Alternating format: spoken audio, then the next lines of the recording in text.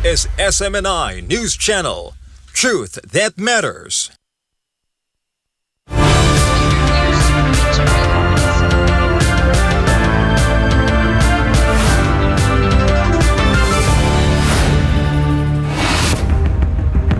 In the headlines, anger spills to the streets. Filipinos shout, "Enough is enough." The call to end systematic corruption grows louder as pressure builds on Malacanang. Government offices shut down, classes halted in Metro Manila and 29 provinces as Super Typhoon Nando looms large. How bad will it get? A historic shift in the Middle East. The United Kingdom, Canada, and Australia formally recognize a Palestinian state. What this means for peace and for Israel. Iran strikes back. Tehran suspends cooperation with the UN's watchdog after a sanctions vote, escalating tensions in the region. An invisible enemy spreads in Nigeria. Dozens dead, hundreds infected. Authorities race against time to stop the spread. A nation divided mourns. Donald Trump leads an emotional tribute to fallen activist Charlie Kirk as questions swirl about America's deepest divide. India strikes a national nerve. Prime Minister Narendra Modi urges the country to break free from foreign dependence, calling it India's biggest weakness. And the world of entertainment lights up as Mariah Carey sets Vegas on fire with a show-stopping performance. I'm Fatima Nawzil. Newsline World starts now.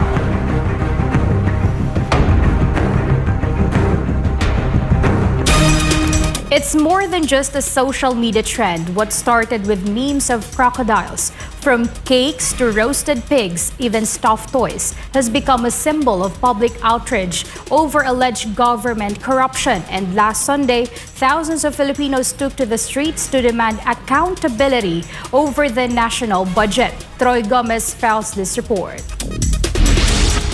It may look adorable at first, even funny, but the crocodile cake, the crocodile lechon, and these stuffed toys aren't just jokes.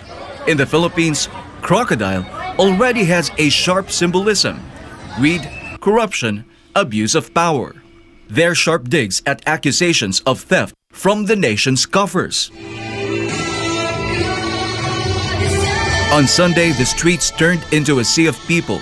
From Luzon to Mindanao, chants echoed, "Stop corruption, hold them accountable." Joining the protest were celebrities, former officials, and well-known personalities. Different walks of life. One shared hope that President Ferdinand Bongbong Marcos Jr. will listen. Una yung sa budget. Bakit hindi nila masagot ng maayos? Tinatanong ng mga taong bayan, sino may kagawa-gawa ng mga insertions? No? Sino ang fill in the blanks ng ating sagaa, di ba? So nananawagan tayo, bakit ang mga sa Congress pinoproteksyonan nila yung mga gumagawa ng mga hindi maganda? Gusto daw niyang malaman kung sinong may kasalanan ng flood control. Pero nung palapit na si Senator Marcoleta, papalitan yung liderato ng Senado. Pagkatapos, pinalitan yung liderato ng House, pero pinoprotektahan naman yung mismong taong nag-resign. Habang hindi po natutumbok yung mastermind, yung mga buhaya at yung nagpapalaki sa mga buhaya, importante rito, managot po yung dapat managot. Dahil pera po ng taong bayan yan, dapat gamitin ito sa mga mahirap. Kawawa po yung Pilipino habang ganitong gulo. Sa 6 na taon ni former President Duterte, walang gulong ganito. Kasi in control po siya. Even President Ferdinand Bongbong Marcos' own sister, Senator Amy Marcos, went viral after bluntly criticizing the palace's calls for the public to calm down. Malacanang. Nako, dinggin ninyo ang taong bayan. Tigilan yung magsasabing kalma lang kayo at walang kalma. Pwede ba? I-withdraw kaya ninyo yung budget at isaayos ng maigi mula sa DBM na puros unallocated, unprogrammed hanggang sa DPWH siya sa ating maigi. And with protests growing fast, Former Election Commissioner Rowena Guanzon warned that the president may not withstand the pressure. Sa akin naman, pag tuloy-tuloy itong mga protestang ito, magiging untenable ng pag-govern ni BBM. He can no longer govern kung ganito. Mahirapan na siya. In the world stage, he will be seen as a weak leader. He is already a lame duck. Despite the crocodile memes and the sea of people, the message is clear. Filipinos want justice and accountability. But the question is, will the president act on it? Or will his government be forever branded with the image of the crocodile? Reporting for Newsline World, Troy Gomez, SMNI News. Retired military officers in various sectors marched in front of Camp Aguinaldo yesterday, calling for an end to systematic corruption. They're also demanding that President Bongbong Marcos Jr. step down and that this could be just the beginning of wider street protests. Let's find out more about this with Sheena Torno.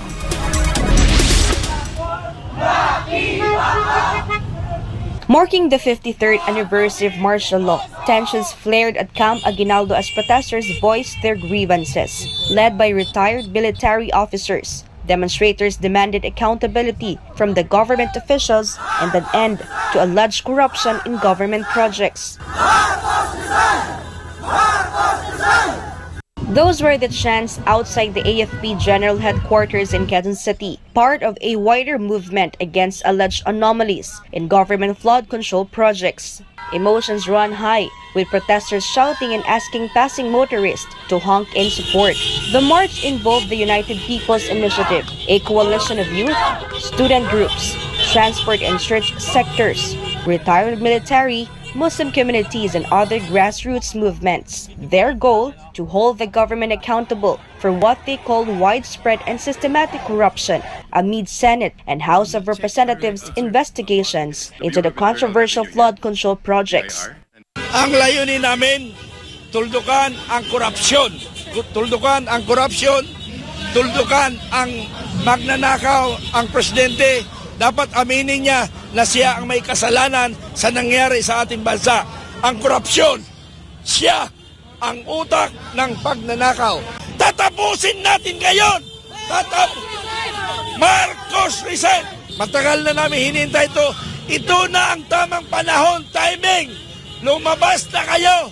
Bilang isang Pilipino, magsama-sama tayo. Anumang grupo natin, magsama-sama tayo para sa ating kababayan, para sa ating mga apo.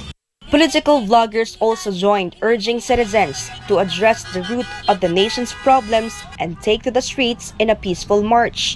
Ang mga contractor ay pinakamababa na na player dito sa korupsyon na ito. Ang problema sa ating natin ngayon sa ating gobyerno ay ang sistematikong korupsyon. Ang mga contractors hindi yan nakakapangurap kung walang nagpupunta sa kanila yung mga tao sa House of Representatives. Tayo ay lumalaban, hindi na po paupo, hindi na social media kasi hindi natatakot ang mga politikong ito, itong mga kawatan na ito sa mga post natin.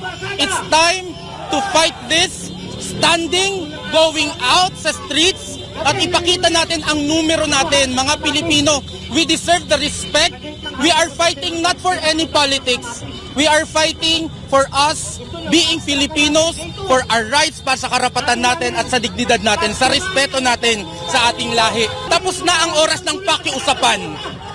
Itong mga empleyado natin sa gobyerno ay matagal na nating pinapakiusapan, pero ito na yung oras para tumindig tayo bilang mga boss ng mga public servant.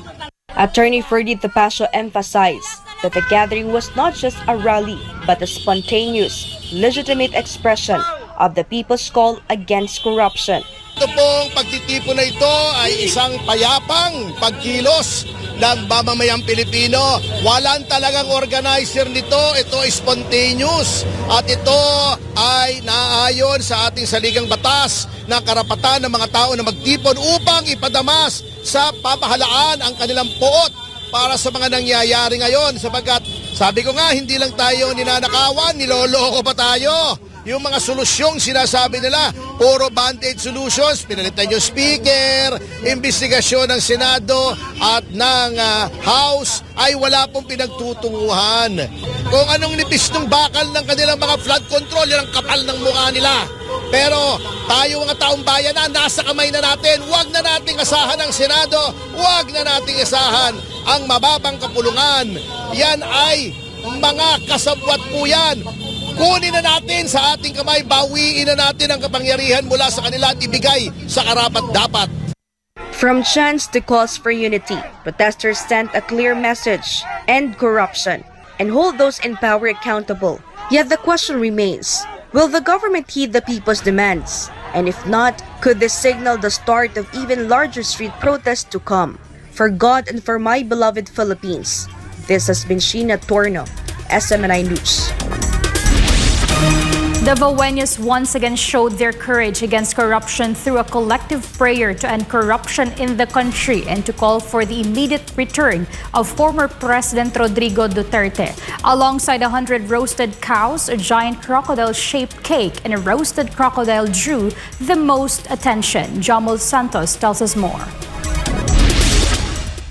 The crocodile cake and roasted crocodile became the centerpiece attraction of the rally at the Rizal Park in Davao City. Chef Hannah Granado, one of the bakers behind the creation, posted that the cake took a full week to finish, measuring 4 meters or 13 feet long and weighing 250 kilos. In total, the huge cake was laid out on a 16-foot platform the size of 2 plywood sheets. Several bakers and chefs helped bring the massive cake to life. Vice President Sara Duterte had earlier confirmed that a crocodile cake was being prepared for the event. Organizers also served a roasted crocodile together with 100 roasted cows. This is an offering meant to cleanse the nation's spirit and pray for divine intervention so that the Philippines may become a safe, prosperous country where Filipinos can live free and in peace. The rally also included prayers for the immediate homecoming of former President Rodrigo Duterte. The roasted cows,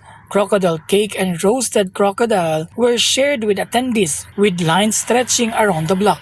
The event turned into a mix of rally, fiesta, and feeding program with free popcorn and arroz caldo given out to participants. Overall, the prayer rally in Davao City ended peacefully. Participants from various sectors of society wore green and black, symbols of struggle and the fight against corruption, through prayer and song. The religious sector also joined, including the Kingdom of Jesus Christ, which offered songs of praise to the Lord.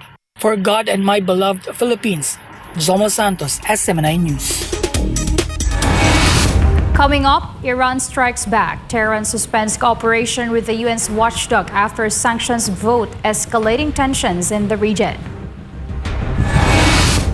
A nation divided mourns Donald Trump leads an emotional tribute to fallen activist Charlie Kirk as questions swirl about America's deepest divide.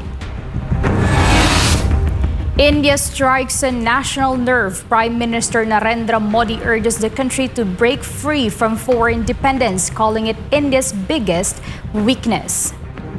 Newsline World will be back.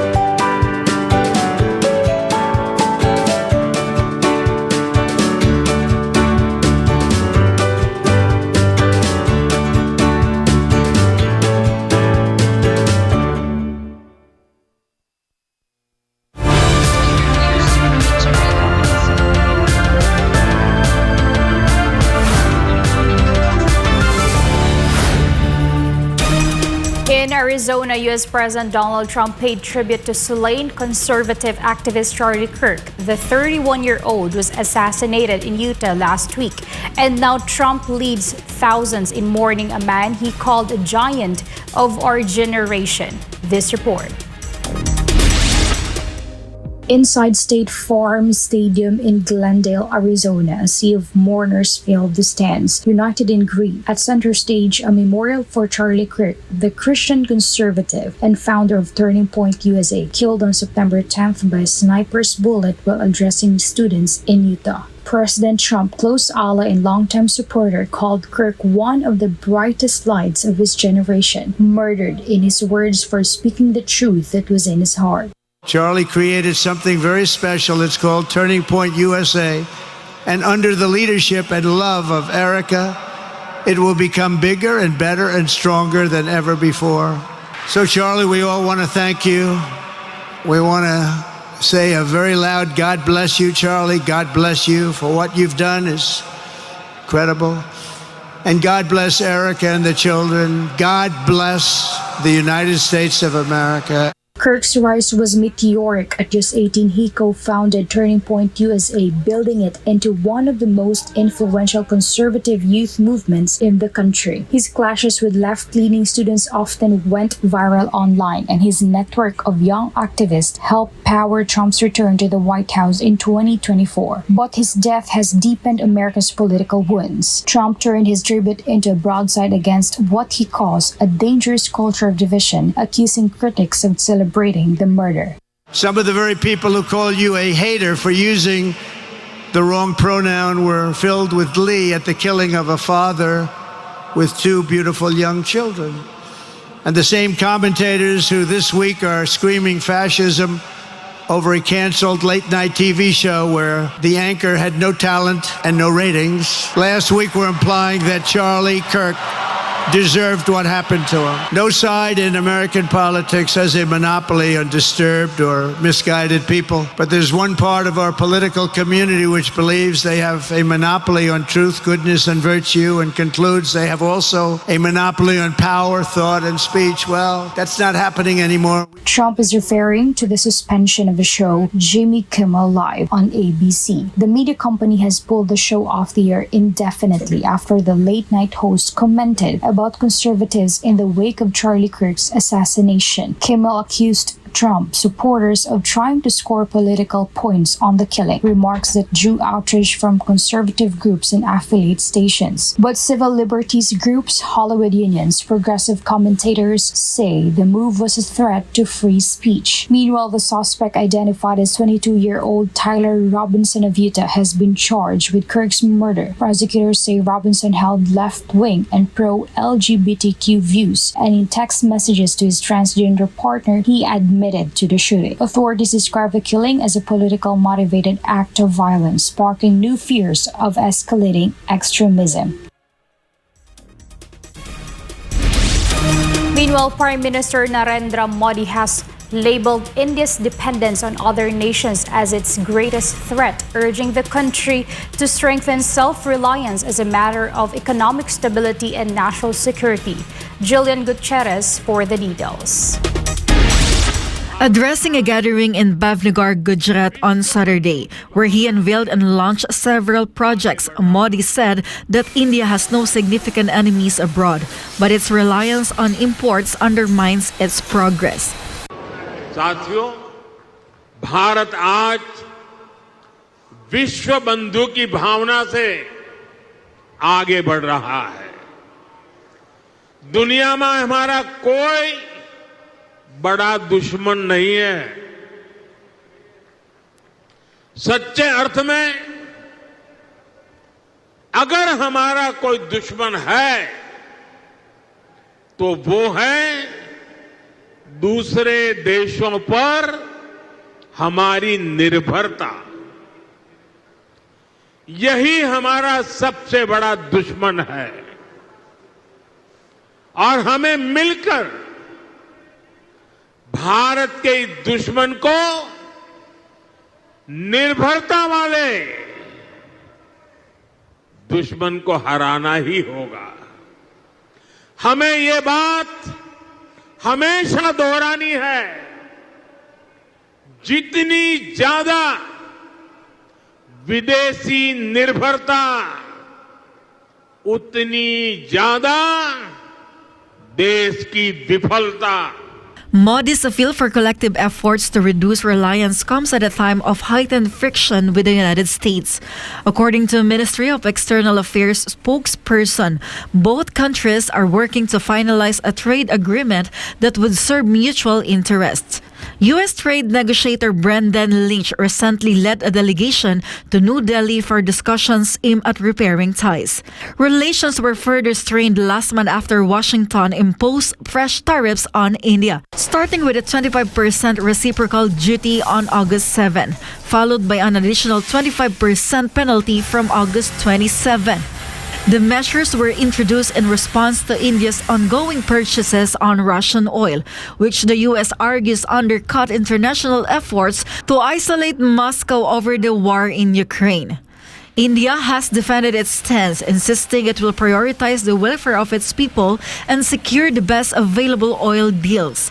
New Delhi has also accused Washington of applying double standards, citing U.S. imports of Russian chemicals and fertilizers.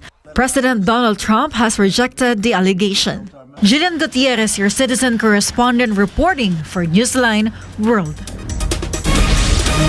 Iran says it will effectively suspend cooperation with the UN's nuclear watchdog after the Security Council failed to extend sanctions relief. Prince Tripoli will give us the details.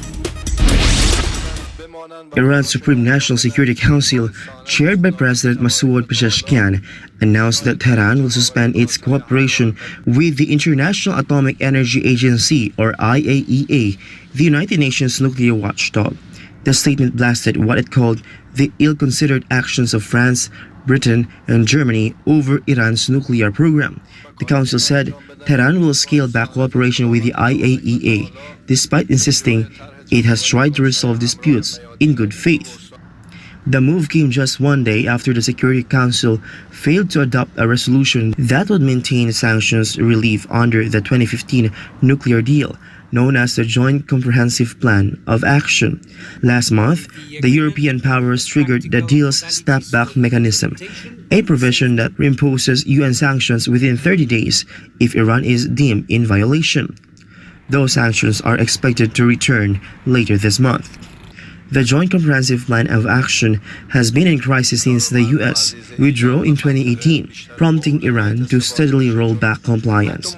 President Pezeshkian vowed Tehran would not bow to renewed pressure, accusing Western countries of trying to block Iran's progress.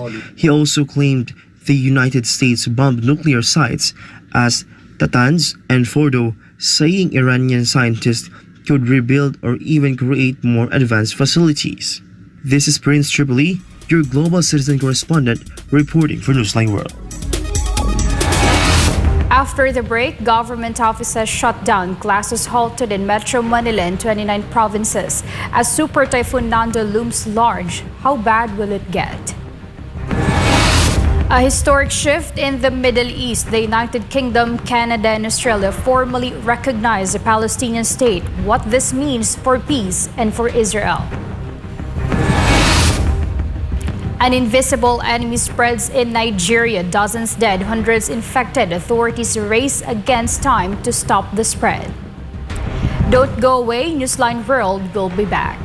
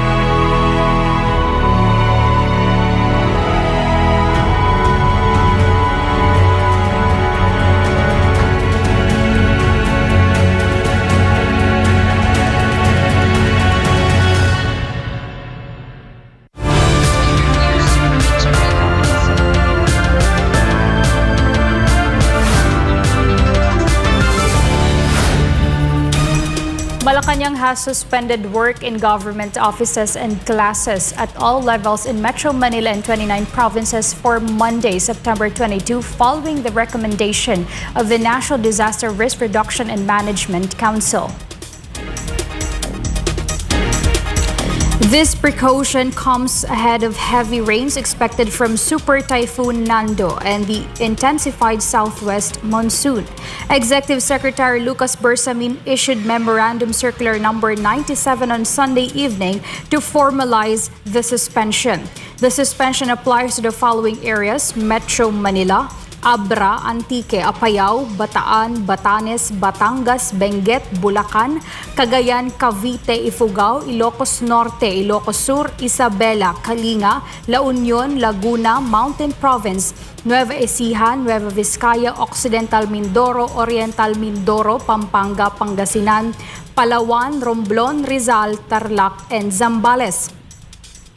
Bersamin clarified that agencies involved in essential services such as health, safety, and disaster response must remain operational. Other government employees may work remotely under approved alternative work setups. He added that local chief executives outside the listed areas may declare suspensions in their respective regions if needed. Meanwhile, private companies are free to decide whether to suspend work based on their own discretion. Meanwhile, a cholera outbreak in northeast Nigeria has left 58 people dead and more than 250 others infected, triggering a renewed push for a stronger emergency response and prevention. Paul Montibon reports.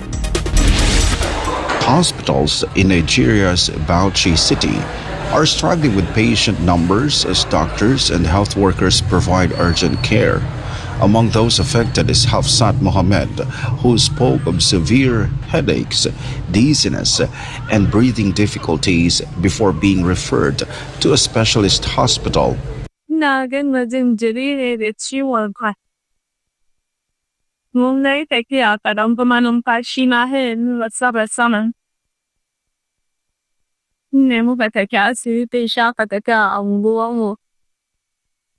Sai aka rubuta mun aka dai samun gare da allurai da ke da daddare ne na kwana. Me aka rubuta takarda aka ce da sakan zo a mun test a asibitin a san ne yake dawo. Another parent, Hawa, whose child is being treated, appealed for hospitals to focus on saving lives first rather than demanding payment. Alluran kwalaran yana amai yana kashi. To abin dai ya zamance muna ba shi magani a gida ya zamance ƙarfi ya ƙare shi ne muka yi asibiti wanda za a taimaka masa na gaggawa. Muna son taimakon gwamnati yanzu ma tana taimaka amma ta ƙara taimakawa ya fi na da. Ya bunƙasa yanda kowa daga ya zo da gaggawa Allah ya sa ko da bayi da sisi a hannunsa a taimake shi na gaggawa saboda ceta rayuwa. Public health officials say education campaigns are underway, warning residents to boil water and ensure supplies are safe from contamination. Aminu Isiaka, a local health worker, emphasized that clean water remains central to stopping the spread. We try to educate people on how to protect themselves. Secondly, the source of water supply, it has to be free from this microorganism. That is, they should boil it in a small scale, or they have to use the water that is come from Gobi, which we assure that is treated from that infectious diseases. Authorities have formed new committees to coordinate response efforts, align strategies with national guidelines, and work with the Nigeria Center for Disease Control and Prevention. Cholera, which spreads through unsafe food and water, continues to plague Nigeria, where frequent outbreaks are linked to ongoing water shortages. In the past 2 years, more than 11,000 suspected cases have been recorded nationwide, with children among the worst hit. Reporting for Newsline World, this has been Paul Montibon, SMNA News. Britain, Canada, and Australia have formally recognized the Palestinian state. UK Prime Minister Keir Starmer said the move is aimed at reviving the hope for peace and a two-state solution. Franco Baranda has a full story. In London, Prime Minister Keir Starmer made the announcement in Parliament, calling it a crucial step to preserve the possibility of a two-state solution between Israel and Palestine. In the face of the growing horror in the Middle East, we are acting to keep alive the possibility of peace and a two-state solution. That means a safe and secure Israel alongside a viable Palestinian state. At the moment, we have neither. I set out in July the terms upon which we would act in line with our manifesto to recognise Palestinian statehood. That moment has now arrived. So today, to revive the hope of peace and a two-state solution, I state clearly, as Prime Minister of this great country, that the United Kingdom formally recognises the State of Palestine. Starmer emphasized that recognition of Palestinian statehood is not reward for Hamas, which he called a brutal terror organization.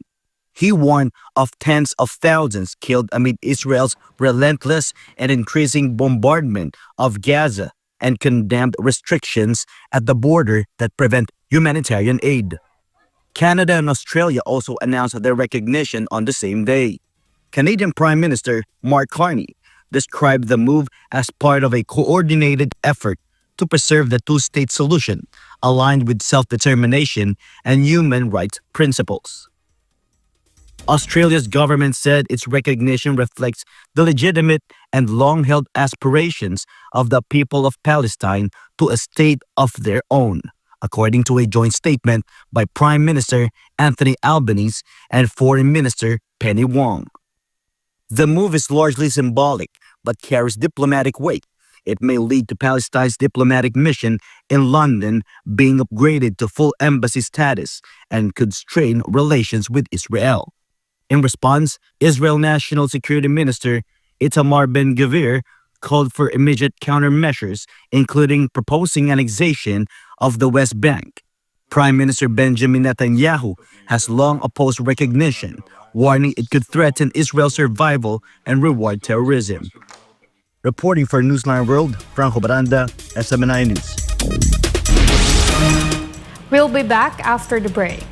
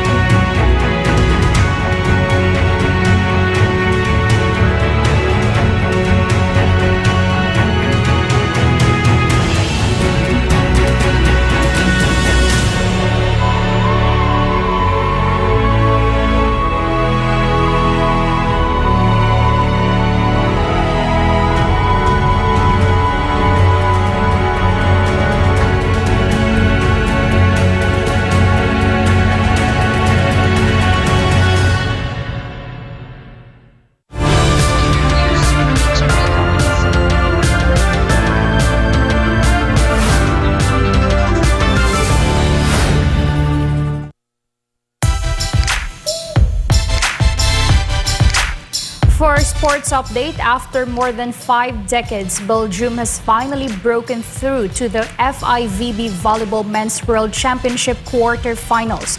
The Red Dragons swept Finland to keep their unbeaten streak alive and set up a much-awaited rematch with defending champion Italy. Meanwhile, England's fullback Ellie Kilden believes the Red Roses are ready for the World Cup final showdown, fresh from a 2-try performance against France. Carlo de la Peña has more. Belgium continued its dream run in the FIVB Volleyball Men's World Championship, sweeping Finland in straight sets, 25-21, 25-17, 25-21 at the Mall of Asia Arena. It's the first time in 55 years that Belgium has advanced to the quarterfinals, staying unbeaten in 4 matches after topping Pool F. Rising star Ferry Reggers once again led the charge with 20 points, while veteran Sam Deroux added 19 markers to set the tone early. Belgium now braces for a quarterfinal clash with defending champion Italy on September 24th, a team they shocked in the pool stage with a 5-set thriller. Finland, returning to the Worlds after missing 2022, bowed out in the round of 16 despite Jonas Jukela's 14-point effort. Meanwhile, Ellie Kilden says England will lean on years of preparation when they battle Canada in the Rugby World Cup final at a sold-out Twickenham. Kilden, named World Player of the Year in 2023, crossed twice in their 35-17 semi-final win over France, sending the Red Roses to a record 7th straight final. The 26-year-old insists England's team is different from the one that fell to New Zealand in 2022, pointing to the squad's tight bond and shared journey. With their only World Cup crown coming against Canada in 2014, Kilden says England's focus is simple: back each other, stick to the process, and seize the moment. Reporting for Newsline World, this has been Carlo de la Peña bringing you the latest sports news.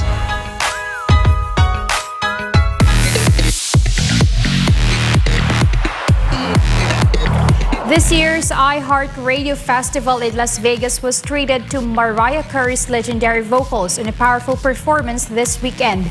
Meanwhile, following their last public appearance at the London residence, the Duke and Duchess of Sussex stepped out once again, making a surprise appearance at a concert in California. Stella Maris will tell us more.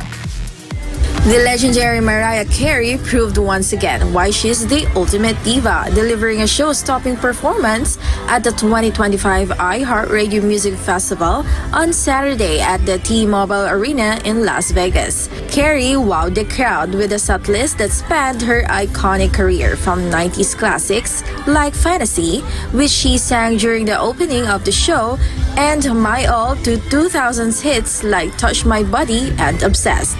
The audience erupted as she also gave a taste of her upcoming album, Here For It All, performing her new single, Type Dangerous, and the upbeat Sugar Sweet featuring Kehlani and Shensia.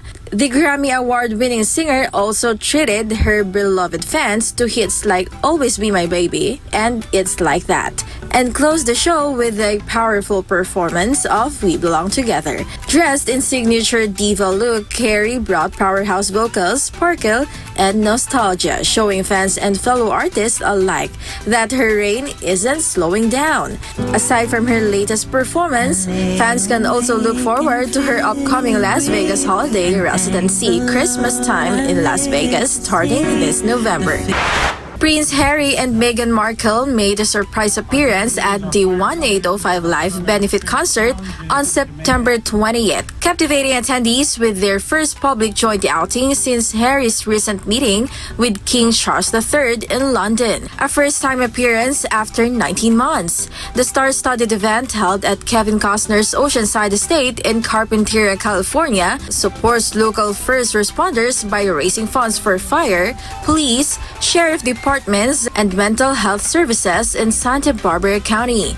Meghan and Harry's unexpected presence brought additional attention and excitement to the event. During the event, Harry presented an award to Santa Barbara County Fire Chief Mark Hartwig, with Meghan briefly joining him on stage before stepping aside to watch. Their stylish appearance also caught the eye. Meghan wore a chic midnight blue sleeveless shirt dress paired with caramel brown pumps, while Harry opted for a dark jacket and shirt with matching pants. Their appearance comes after a significant family moment on September 10 when Harry reunited with King Charles III at Clarence House in London for the first time in 19 months. The private meeting lasted for almost an hour and was described as positive. Sources indicate that Harry emphasized his focus on supporting his father and expressed hope for reconciliation with his family. This heartfelt reunion signals a hopeful step forward in healing the royal family's recent divisions. And that's all for today's showbiz news. This is Stella Maris, your global citizen correspondent, bringing you the latest showbuzz.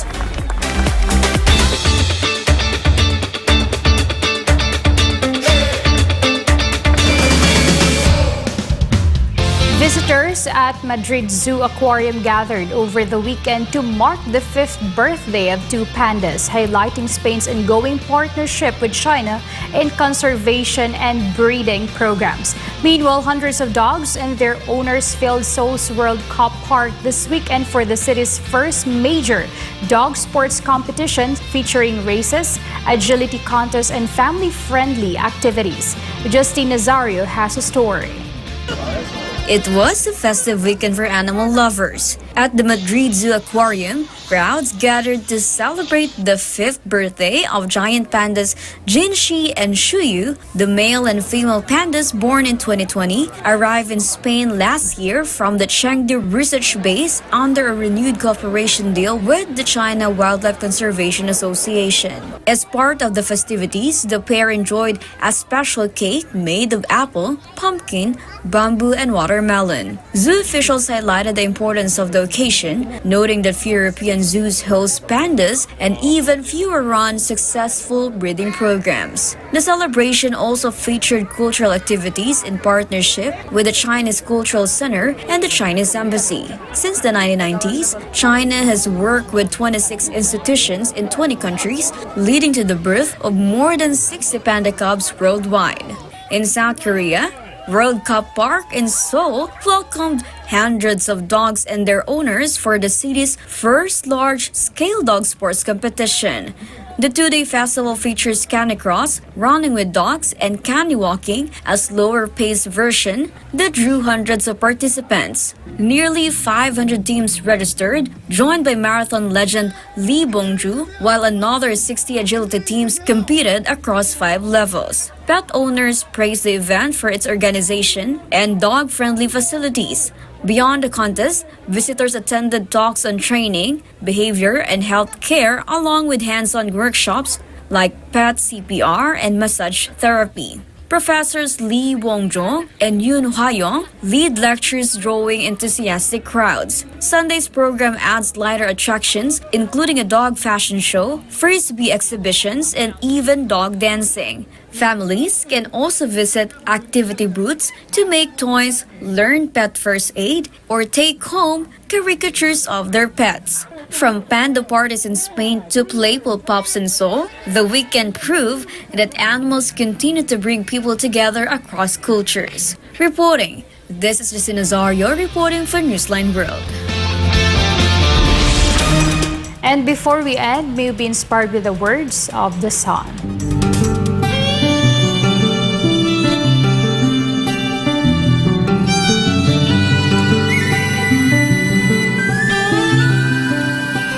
In everything you want to do, if you are committed, if you are consistent, you will succeed.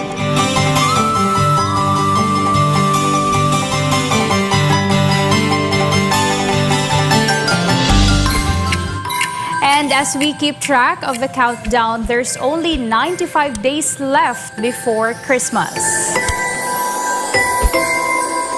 So for this edition of Newsline World, for God and my beloved country, the Philippines, I'm Fatima Nawzil. Thanks for watching and goodbye.